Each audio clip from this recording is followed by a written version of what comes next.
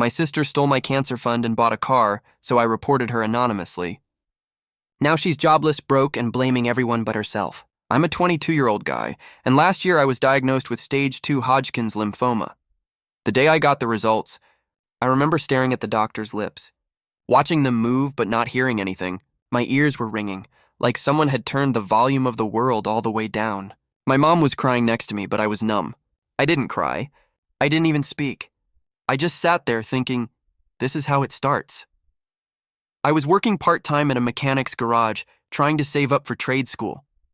No insurance, barely a couple $100 in my account.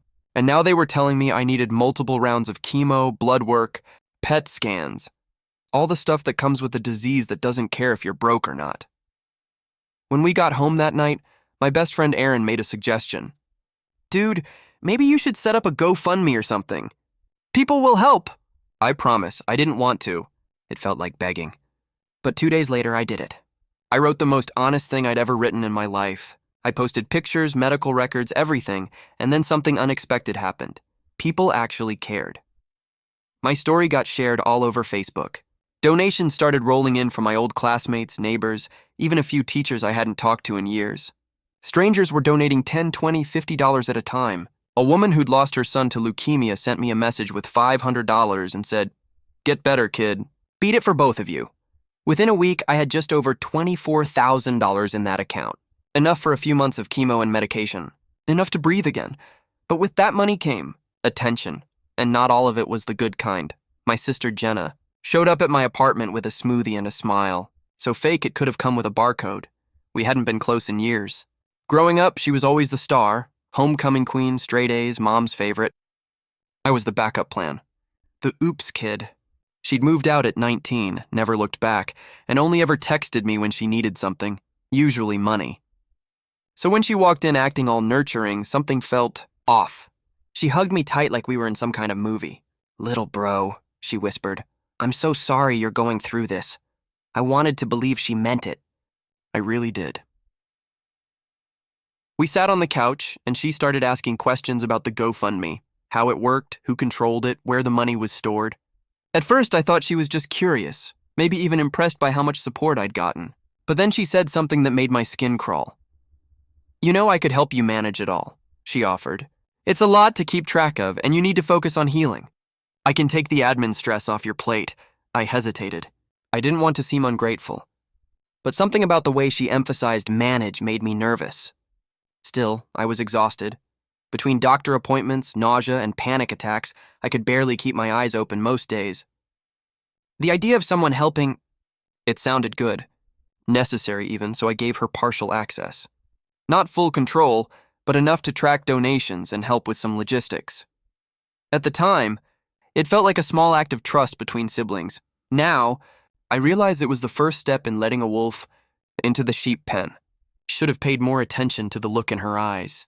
When I showed her the donation dashboard, it wasn't pity, it was hunger. It started with a declined transaction at the pharmacy. I had just finished my second chemo session and was picking up anti-nausea meds, the kind that stop your insides from revolting after they've been doused in poison. The cashier scanned my card, then gave me that tight, awkward smile. "I'm sorry, it's been declined." "Do you have another form of payment?" My stomach dropped. I tried again, declined. I opened my banking app right there in line, the treatment fund account. The balance was under $100. My heart started pounding. I'd just checked it a few days ago. There was over $18,000 left. Where the hell did it go? I called Jenna. No answer. I texted, "Hey, something's wrong with the fund. Call me ASAP."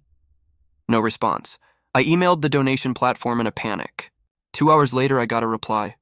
The account owner recently updated the withdrawal settings to a new linked bank account. Transfers were initiated last week. Attached was a confirmation screenshot. The bank account didn't belong to me. I stared at the name, Jenna M. Langston. I felt cold. Like chemo-level cold. Like betrayal so sharp it cuts through marrow. I called her again, over and over, until she finally picked up. She sounded groggy. "What's with all the calls?" You changed the withdrawal account? I asked, my voice trembling. "You emptied the fund?" There was a pause. Then she laughed, and said, "Relax, I didn't empty it. I just moved it for safekeeping. You don't know how to handle large sums. Safekeeping. That was her word. Like I was some child who couldn't be trusted with my own lifeline. I didn't even know what to say. I just hung up and sat there in my kitchen, staring at the kettle as it whistled louder and louder like it was screaming for me.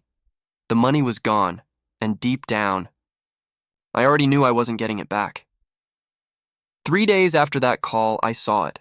A brand new white Audi A4, parked outside Jenna's apartment like it had been dropped from the sky. I'd gone over there, not to fight, just to talk, to try and reason with her face to face. I hadn't even made it to the door. The car stopped me cold. It still had the dealer plates on it. The windows were tinted, the rims gleaming like she'd ordered them custom. And the kicker? She'd posted it on Instagram with the caption, "Manifestation Queen where blessed our new whip." I felt like I was choking on air. My cancer fund bought her a fucking car. I rang her doorbell. She didn't answer. I texted her, "You bought a car with my treatment money?" She replied 4 hours later, "Don't be dramatic. I needed reliable transportation to help you. It's not like I spent all of it, all caps. Like that made it better." I shared the GoFundMe update link with her post. I wasn't trying to start drama. I just thought people deserved to know. Donors began commenting on her page asking if it was true. She deleted the post. Then she blocked me. Then she made her account private. And that's when the family group chat lit up. Mom messaged first. "Why are you trying to ruin your sister's reputation online?" Dad followed. "You don't know the whole story. Don't jump to conclusions." Jump to conclusions? I was living off saltines and tap water because my chemo made everything else taste like metal. She was cruising around in leather seats I paid for with my illness. I shut my phone off and crawled into bed. The nausea wasn't from chemo that night. It was from betrayal. And somehow, I had a feeling the worst wasn't even close to over. I wish I could say my parents were shocked when I told them what Jenna had done. But they weren't. They were defensive. When I confronted them in person, I expected at least a flicker of anger on my behalf. A whisper of, "She shouldn't have done that." Instead, my mom crossed her arms and said, "It's just money. What matters is your health and keeping the family together." My dad barely looked up from his phone. "You can't undo what's been done," he muttered. "Let it go. Let it go." Like she hadn't siphoned the hope out of me and turned it into shiny metal and leather seats. "She stole from me," I said, louder than I meant to. "That money was for chemo, for hospital bills, for—" "We know what it was for," Mom snapped, standing up. "But do you really think putting your sister in jail is the answer? You're sick, sweetheart. You need support, not lawsuits." That's when it hit me. They already knew. They'd known all along. Jenna had spun some kind of story before I even got the chance to speak. She said I was too overwhelmed, not thinking clearly, and that she stepped in to help organize things. "She only bought the car because she needed to take you to appointments," Mom added. "She hasn't driven me anywhere." I whispered. No one responded. I left their house shaking, the weight of the betrayal making my body feel heavier than the cancer ever had. On the bus ride home, I opened Facebook and saw someone had commented on Jenna's original post before she deleted it. Wait, wasn't this the guy's cancer fund? This feels shady as hell. Dozens of likes. Then it was gone, deleted, erased, rewritten, just like everything else in my life. And suddenly, I realized something terrifying. I was the only one fighting for me. I didn't sleep that night. I lay on my mattress, too sick to cry, too angry to rest, staring at the water stains on my ceiling like they might offer some sort of answer. My chest felt tight, not from the cancer, but from the silence, from the gaslighting, from the realization that the people who were supposed to protect me were busy protecting her instead. So I did something I never thought I'd do. I reported her, anonymously. I gathered every screenshot, every email confirmation, every bank statement I could find. I made a folder and titled it Stolen Treatment Funds. I sent it to the crowdfunding platform, flagged the campaign, and included a note. "I believe my medical fundraiser has been hijacked by someone who is not the beneficiary."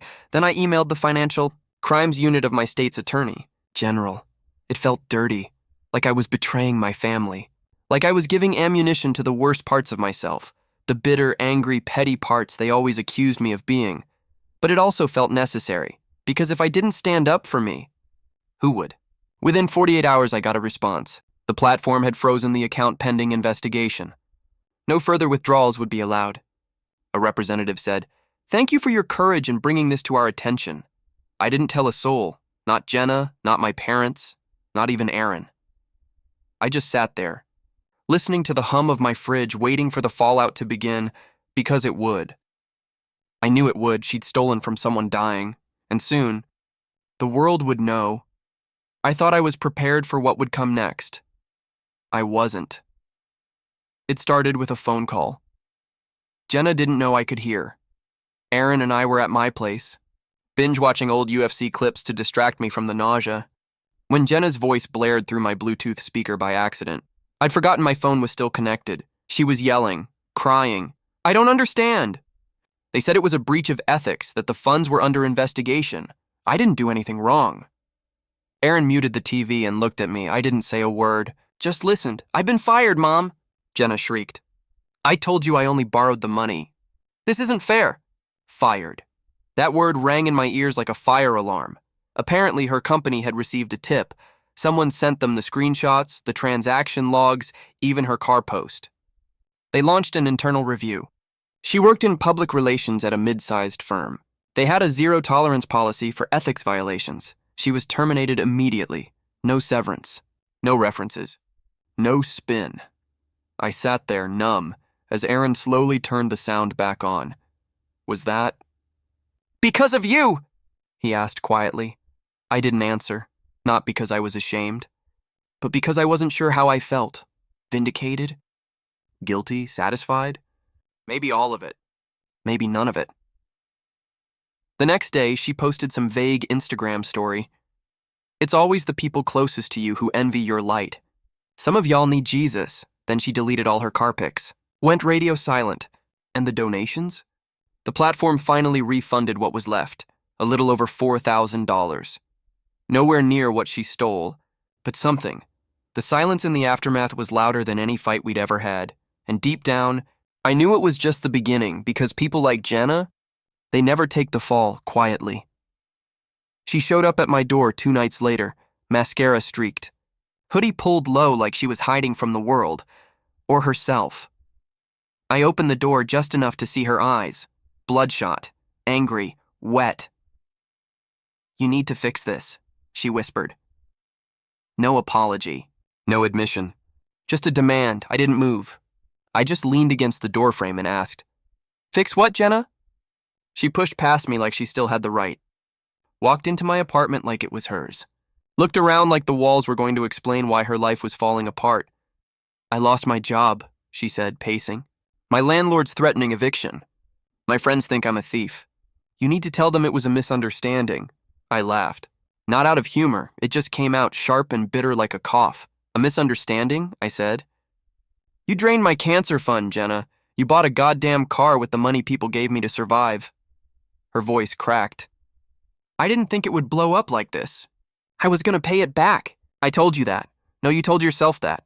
And maybe you believed it, but it doesn't matter now." She sank onto my couch, rubbing her face like she could wipe the consequences away. "It's not all my fault," she muttered. "Mom and Dad told me it was okay. They said you'd forgive me, that it wasn't really stealing." And there it was. The shift. From remorse to blame. From "I'm sorry" to "they told me I could." My body felt too small for all the rage pulsing inside it. I walked to the door and opened it wide. "You need to leave." She didn't move, so I looked her dead in the eye and said the one thing she never expected to hear from me. "I don't care what happens to you anymore." 2 days after I kicked her out, I got ambushed in the family group chat. It started with Mom posting a photo of Jenna as a baby. Captioned, "We all make mistakes, but family is forever. Love and forgiveness is what heals." Underneath were a dozen heart emojis. Then my uncle chimed in, "Praying for you, Jenna. You'll bounce back. Don't let the hate win." Hate? They were calling me hate now? I scrolled through comment after comment, subtweets disguised as sympathy, and then came the message that finally shattered what little I had left holding me together. "We raised you better than this. Airing dirty laundry, ruining your sister's life. We're ashamed of you. Dad, ashamed. Of me, the one with cancer. The one who got robbed. the one who stayed silent until there was no choice but to speak. I replied with a single sentence. She stole from me while I was dying. No one responded. Instead, they removed me from the chat, just like that. Blocked, muted, disowned. I started getting side messages from cousins, telling me to apologize before it's too late, or just make peace. Man, you've got bigger things to worry about. As if I was the drama, as if I had hijacked someone's fundraiser. Then the worst part, I wasn't invited to my cousin Brian's wedding. A cousin who used to sneak me candy under the table at family dinners. He told me, "It's not personal, bro. I just don't want tension on my big day." I felt like a ghost, like I'd died, and no one told me. I was still doing chemo, still nauseous, still exhausted, still trying to stay alive, and now I was doing it alone. Even Aaron had to talk me down from canceling treatment altogether, because that week, I hit bottom. There was nothing left in me but anger, and a question I couldn't stop asking myself. What kind of family watches you drown and blames you for getting wet? The message came at 3:12 a.m. I was awake.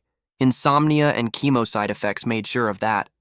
I was staring at the ceiling again, headphones in, trying to drown out the noise in my head with lo-fi beats when my phone buzzed.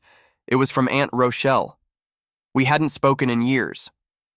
She lived 3 states away and mostly kept to herself. She was Mom's older sister, the one they always said drank too much and talked too loud at funerals. I always liked her. Her message was short. I know everything. I'm sorry. I believe you. I just stared at it for a while, blinking. Then came another. I donated to your GoFundMe. I saw Jenna's car posts. I kept receipts. I know what she did. That was the first time in months I felt the burn of tears. Not from betrayal, from relief. We messaged back and forth all night. She told me she'd confronted my mom and got hung up on. She'd offered to send Jenna money for groceries once, and Jenna said, "I'm good, I've got other streams." She called it then. She said something didn't feel right. The next day, Rochelle did something that changed everything. She launched a new fundraiser on a different platform, one with verified medical documentation and locked beneficiary accounts. She titled it, "Give Hope Back, Cancer Funds Stolen, Let's Make It Right." It blew up. She shared it with her friends, her co-workers, her church. Donations came pouring in. People from the old campaign recognized my story and spread it again. In less than 2 weeks, it raised over $50,000, more than double what Jenna had stolen, and every single cent went to a bank account only I could touch. For the first time in what felt like forever, I felt the ground underneath me again, not because I got justice, but because someone finally stood up beside me. I invited them all to the same living room, where my family used to gather for birthdays and holidays, where Jenna opened her sweet 16 gifts and I once sat quietly with a fever while no one noticed. Now, I sat across from them with a folder in my lap. Jenna, Mom, Dad, no fake smiles, no hugs, just silence and tension thick enough to choke on. "I want 10 minutes, I said. "Then you can say whatever you want." They nodded. I opened the folder and laid everything out on the coffee table, printouts of GoFundMe transactions, screenshots of Jenna's Instagram stories, the car dealer invoice linked to her bank account, the emails from the donation platform, and the final report from the ethics board at her job. "Every time I begged for help, you looked the other way," I said. "Every time I cried, you called me dramatic. When I told the truth, you said I was the problem." Dad shifted uncomfortably, but didn't speak. Jenna stared at the floor. Mom's jaw clenched like she was chewing glass. I kept going. "You said family is forever." That I should have protected her. But who protected me? No one answered. I reached into my backpack and pulled out the new fundraiser summary. "This is what happens when strangers have more humanity than blood. This is what real support looks like." Mom finally spoke. "So what, you want us to grovel? To admit we were wrong?" "No," I said, standing up. "I want nothing. Not anymore. You're cutting us off?" Jenna muttered, her voice hollow. "I'm choosing peace," I said. "And peace doesn't live here anymore." I walked toward the door. My hands were trembling, but not from fear, went from release, no screaming. No final blowout, just closure. As I stepped outside into the fading afternoon light, I felt something I hadn't in months, weightless, like I'd finally stopped trying to make broken people carry me when they were the ones who dropped me in the first place. I'm in remission now. The doctors don't use words like cured, on which they say no signs of disease and ongoing monitoring, but I don't need labels to know what this feels like. It feels like breathing again, like waking up, without dread coiled in my chest, like tasting food and not metal, like hearing my own heartbeat and not being afraid of it. I moved cities, quietly, no dramatic announcements.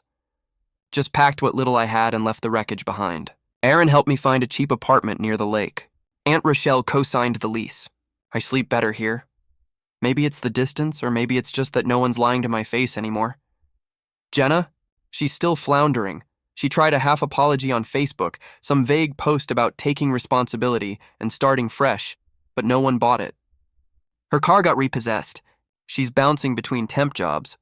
Last I heard, she blames cancel culture and jealous energy for her downfall. She still doesn't get it. My parents send birthday messages now and then. I don't respond. Not out of spite, but because I've made peace with silence. Their love was always conditional. Tied to Jenna, tied to pretending. I don't have the strength to perform for them anymore. People still ask me, "Don't you miss having a family?" And I say I never had one. I just finally stopped pretending I did. The irony? Losing them saved me. The hate, the betrayal, the theft. It all burned everything down to the foundation. And that's where I rebuilt, with people who didn't share my blood but showed up anyway, with honesty, with boundaries, with grace. This isn't a story about revenge. It's a story about resurrection. And every morning I wake up, cancer-free, drama-free, finally free. I remind myself, peace doesn't always come from being forgiven. Sometimes, it comes from walking away and never looking back.